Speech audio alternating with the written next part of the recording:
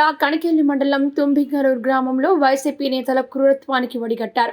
ఇటీవల జరిగిన సార్వత్రిక ఎన్నికల్లో వైసీపీకి ఓటు వేయలేదన్న కారణంగా గ్రామస్తులను చంపే ప్రయత్నం చేశారు. తాగునీటి ట్యాంకులో పురుగుల మందులు కలిపిన వైసీపీ నేతలు. గ్రామ సర్పంచ్ వైసీపీ నేత ఫణీంద్ర ప్రోద్బలంతోనే త్రాగునీటి ట్యాంకులో పురుగుల మందు కలిపారంటూ గ్రామస్తులు ఆరోపిస్తున్నారు.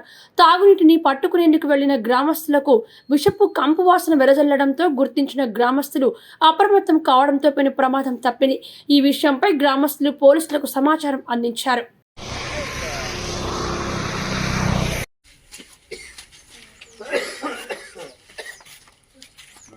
ಕಾಪತಾರ್ತಾನೆ ಇಟ್ಕೊಂಡು ಹೋಗ್ಬಿಟ್ಟಿದ್ರು ಗಂಟು ಮನೆಗೆ ಹೋಗ್ಬಿಟ್ಟಿದ್ರು ಹುಡುಗರು ಇಪ್ಪಡಿ ನಿಂದ್ರೆ ಯಾರು ನಿಂತಿರ್ತಿದ್ರು ಅದು ಯಾಕೆ ನೀನಂತ ಗೊತ್ತಿಲ್ಲ